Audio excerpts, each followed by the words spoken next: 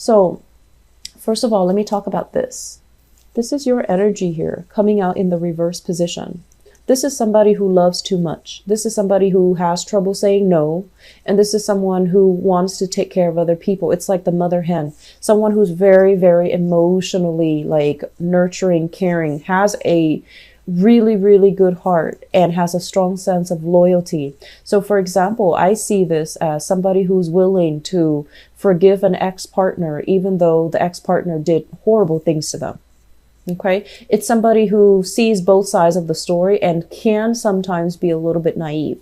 When it shows up in the reverse position, I do feel that despite all of these emotional hangups, many of you are still very strong, very resilient, and very ready to take people back, to forgive, forget, and let bygones be bygones, and still willing to work things out, negotiate with another person, and, you know, trying to reach a satisfying decision, not only for yourself, but because you care so much about other people. I feel like you don't mind taking a smaller slice of the pie if it makes the other person happy or if it appeases the other person. So please be very careful about not shortchanging yourself just to please others, okay? I feel that we've gone through a major phase here where you are learning from the past and you're learning about, you know, things that you shouldn't repeat moving forward into the future. So I'm getting a big energy here about lessons learned, about, you know, being a lot more emotionally grounded, about making decisions, not only with your head, but a little bit more with your heart. I'm sorry, not only with your heart, but a little bit more with your head so that you're guided in the right direction. So if you've been kind of fumbling around, you know, feeling like, oh, I should do this because it's good for the other person. Don't think about the other person. It's the month for you to start to really think about what you want, what you need, where you need to go, and what you need to do to get there. So you're kind of turning your back on a few decisions that have not really worked out for you, or that left you feeling like you're being shortchanged, or that left you feeling like you deserve more. So it's a long process for you guys to get here, but I feel like this is the month where it's almost like enough's enough. I need to be smarter about this. I need to take care of myself. So the second card coming through in the picture is the Six of Wands. The Six of Wands, this is a card about being a leader in your own right, having a wide following, having people kind of, they're like hanging on your every word. Your actions, your words are being noticed, and you're being groomed for a position of success.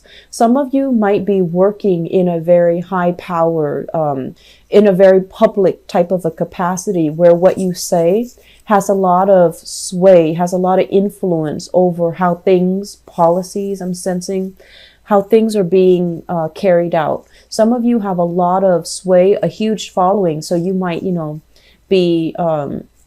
be in social media. You might have a wide, following. You might have people that consult you because they trust your experience. They trust your expertise. They trust your knowledge. So this is a really good place to be. And I'm sensing as well, this is a situation where you made conscious decisions to kind of like, I'm seeing this kind of like going under the radar. So you might have, I don't want to say compromise, because I feel like this is a deliberate, strategic attempt in order to get ahead in life. So you might have to work with people that you don't really like, you don't really agree with, but you're at a point where you have wisdom and fortitude. So you know how to navigate that, office politics. You know how to navigate even the politics of your work environment, so that you're able to get ahead without burning bridges, without, telling some people, I don't agree with you and I'm going to do things differently. So I feel like you're kind of like that social chameleon that slides under and then comes out ahead. And in the process of doing that, I don't feel you're selling yourself out. I don't feel you're selling yourself short. I feel that it is a deliberate, strategic attempt from your end to be as cooperative as possible, to be as able to coordinate with other people, and to be able to kind of like put yourself in other people's shoes so that you're you can see things from their point of view, so that you can, make sure that the plans that is implemented takes into account what you want as well as what other people want. So for those of you who are operating on the positive side of this, you've already made it. You've already at a point where professionally things are really good. You're in the public limelight. You might have like I mentioned, fame, fortune associated with the work that you're doing. And now you're at a point where you're thinking about definitely giving back. You're thinking about as well, what is my next step?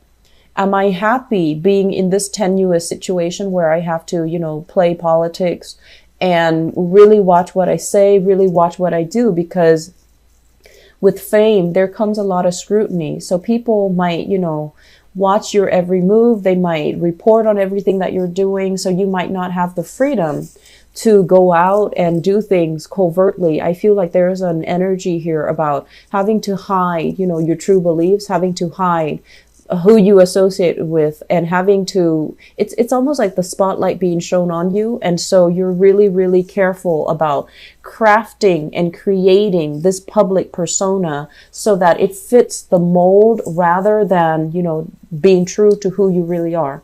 And I don't feel this is a difficult process. I feel like you're very good at it. You're very good at it.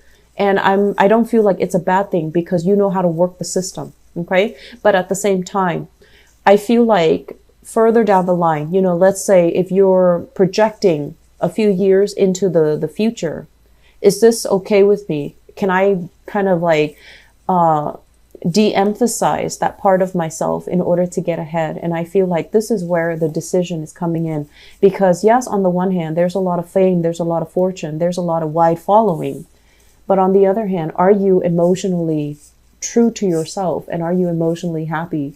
Are you able to do things kind of like out of the darkness of the night, or, in clear view without feeling guilt, without feeling shame? Or are you still kind of succumbing to this social expectations or professional expectations and doing things very much by the book, but is not bringing you that emotional satisfaction? Okay. So I feel some of you are dealing with this, who have really made great strides in your professional life. And then for others of you, this is where the reading kind of splits up. We're at this state where emotionally finances are really, really bringing us down. Okay. This is like juggling two jobs, juggling two responsibilities, having a lot of obligations kind of imposed upon you, where you're unable to keep things afloat, or you're unable to kind of maneuver. I want to say you're, first of all, not grounded enough. You're kind of wobbly. And then all the responsibilities that are piled on top of you, it can feel very, very restrictive, and it can feel very oppressive. And I do feel taking on the burdens of other people. I'm also sensing as well, family burdens. Okay.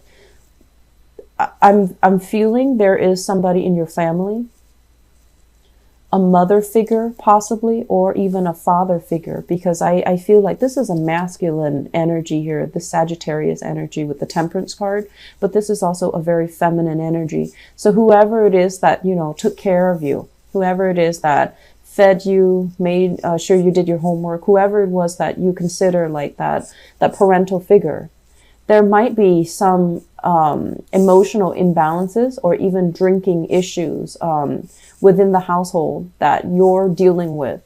And this is something that you kind of accepted, like, oh, that's just mom, or that's just dad, they drink, or they're always a little bit somber, or they're always a little bit depressed, or they're always making bad decisions. And you accepted it as that's just what it was. It was easier to accept growing up.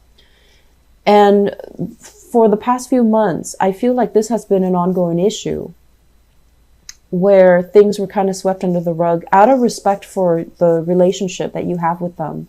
And as well, out of the respect for the fact that, they raised you. I feel like you went along with it, you accepted it, and you never questioned it.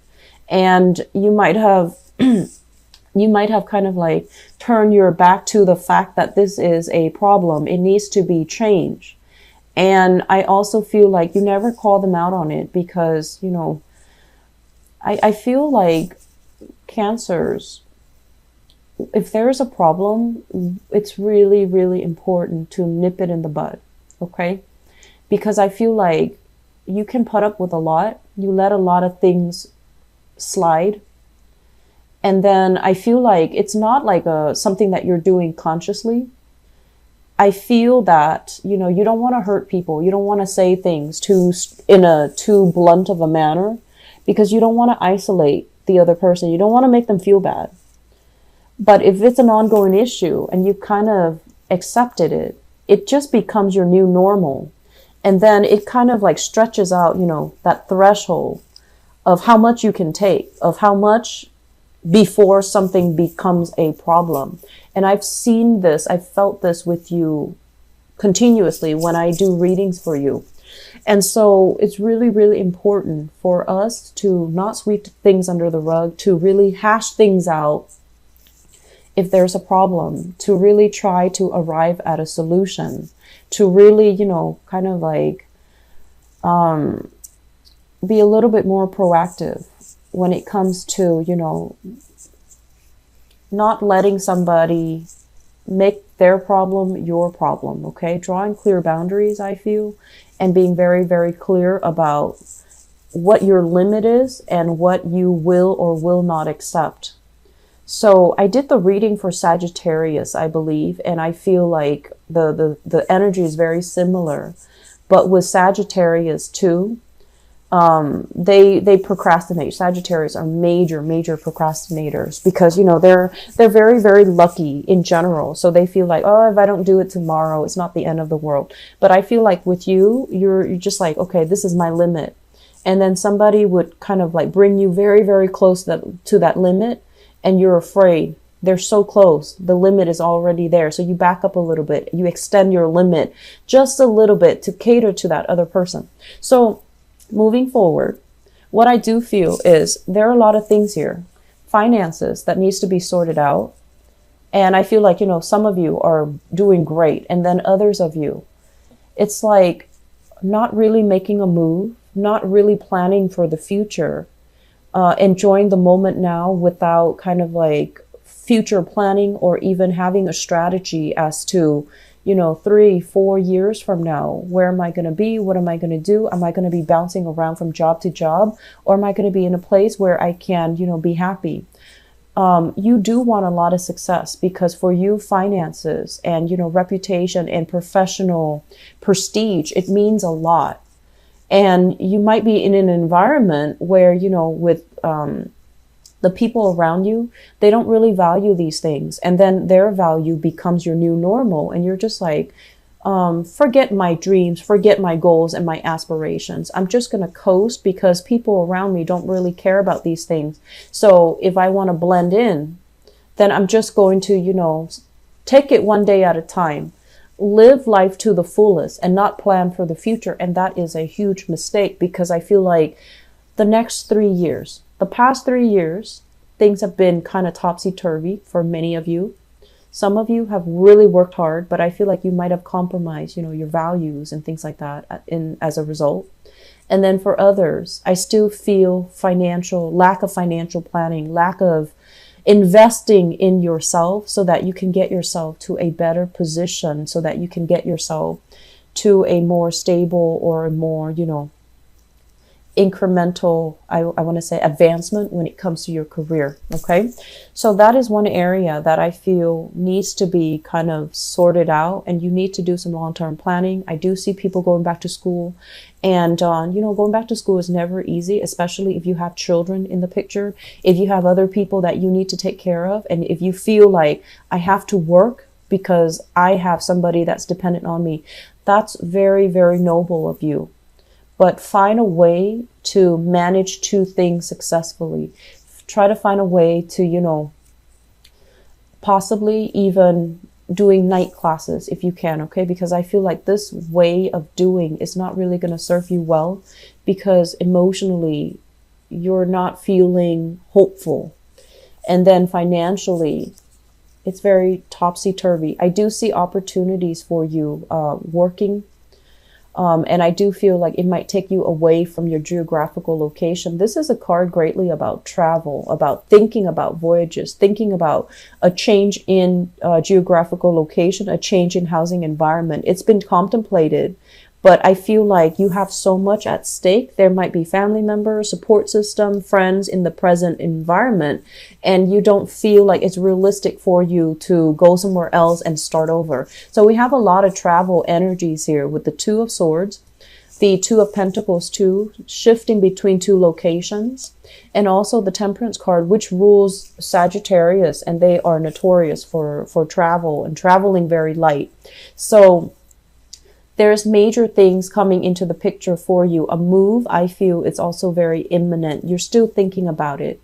You're not budging. You're not making a move. And I feel like you're not sure this is going to pan out. Okay. Cancers, things will work out. Set some plan in motions first. Okay. Set some things in motion. You don't have to say yes to everything, but set some things in motions. That way you have some options when you need it. Okay. I feel like for those of you who have children, there might have been a falling out between, the children's mother, the children's father, and you're at a point right now where you are collaborating or at least cooperating with each other in a very cordial manner.